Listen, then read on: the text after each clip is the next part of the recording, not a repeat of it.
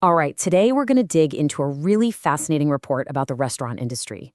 Now, I know what you might be thinking, but even if you're not in the food business, you're going to want to stick around. Because the lessons we're about to uncover about products, about efficiency, and about growth, they apply to pretty much any business in today's world. So let's kick things off with a big question, one that really sets the stage for everything else. Why do we look at restaurants of all things to see what's coming next for the rest of the economy? Well, the answer is actually pretty simple. It's because restaurants are so close to our everyday lives. I mean, we all have to eat, right? It's this high frequency, essential thing we do. So when the economy shifts, or when our habits as consumers start to change, this is one of the very first places you see the impact. It's like an early warning system. And right now, that early warning system is blaring. Which brings us to our first huge point. The game that we all thought we were playing in business, well, the rulebook has been completely torn up. For years, the strategy was pretty straightforward. Grow the business, expand, open new locations, a classic land grab. The whole economic pie was getting bigger, so there was enough for everyone to get a slice. But that era, it's pretty much over. We are now living in a zero-sum world. The pie has stopped growing so fast, and that means for you to win, someone else has to lose. And you can really see this playing out in the data. Look at this. Total revenue is still going up, but just barely. At the same time, the number of new businesses registering is down. A lot. But here's the weird part. The total number of businesses is still growing. So how is that even possible? Well, it means that new people are scared to jump in, but the folks who are already here, they're digging in their heels and fighting tooth and nail to survive. The game isn't about expansion anymore, it's about endurance. So, if you're in this new, brutal, zero-sum world, how do you win? Well, it all starts with understanding that the modern consumer is playing by a totally different set of rules. You can't just sell a thing anymore. Just think about some of the hottest food trends from last year. Were any of them some completely bizarre new invention? Nope, not one. They were all just clever, exciting twists on things we already know and love. Rice cakes, milk tea, candied fruit. This stuff is baked into our collective memory. And this right here, this is the magic formula. People don't actually want something totally new. It feels risky.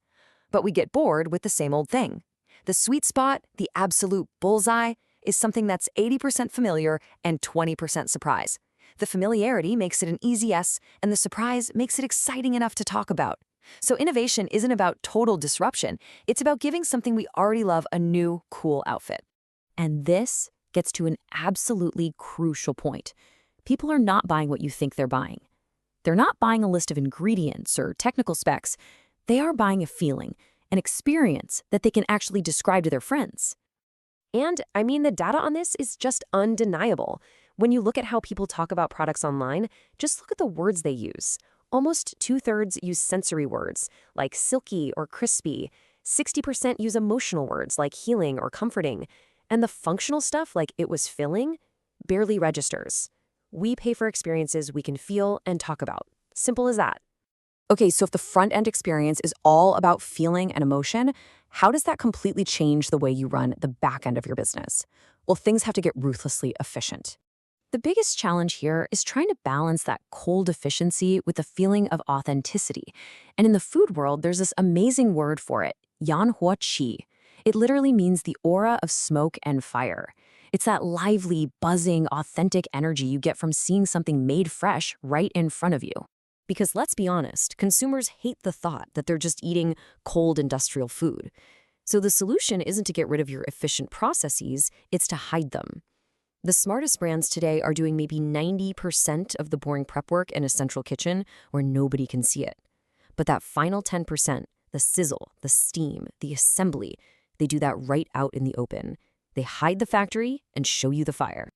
And this have led to a quiet little revolution in design called Banqian Moshi, or basically a bar-style setup. Instead of a wall between the kitchen and the dining room, the chef is right there. They take your order, they cook your food in front of you, and they hand it straight to you. Just like that, an entire job category, the food runner, is just gone. And the result is honestly brilliant. With just one design change, you hit a triple whammy. You get way more human efficiency because you need fewer staff, you get more space efficiency because you can fit more seats, and maybe most importantly, you get a massive boost in customer trust because they see exactly what's going into their food. It's a win-win-win. All right, so you've nailed your product, you've optimized your operations, but where in the world do you find new customers when it's more expensive than ever to get their attention? The answer is a model called 店中店, which just means store in a store.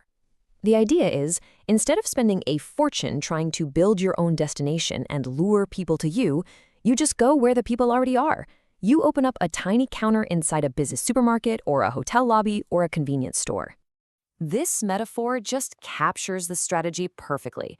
Trying to build your own loyal customer base from scratch is like trying to build a giant reservoir, one drop at a time. It's slow, it's expensive, and it might never fill up. The much smarter move is to find a reservoir that's already full, a business that has tons of foot traffic, and just become a water pipe that taps right into it. Okay, let's zoom out for the finale here. Because while all these examples came from restaurants, these insights are absolutely universal. We can boil this all down to 3 powerful lessons that you can apply to any business starting tomorrow. Lesson number 1 is the principle of cold/hot separation. Think of your business in 2 zones. Your back end, your logistics, your code, your supply chain, that needs to be as cold and ruthlessly efficient as a robot. But your front end, every single place a customer interacts with you, has to be hot. It has to be empathetic, human, and warm. Don't ever mix them up. Lesson 2, we are living in an age of parameter surplus. What that means is your competitor's product is probably just as good as yours, feature for feature. Arguing over tiny spec improvements is a race to the bottom. The only way to charge a premium price today is to deliver an emotion. Think about mechanical keyboards. People will pay hundreds of dollars for that satisfying clicky sound. That sound, that is the product. And lesson number 3, if it's just too expensive to get customers to come to you, then go to them. Become a quality plugin. Maybe you don't need to build a whole standalone app nobody's going to download. Could you instead be an amazing feature that plugs into a bigger platform that people already use, like Slack or Shopify? That's just the software version of the store in a store. So it all comes down to this powerful, kind of mind-bending reversal of logic. For 100 years, the goal was to cut out every inefficient human step to save a buck.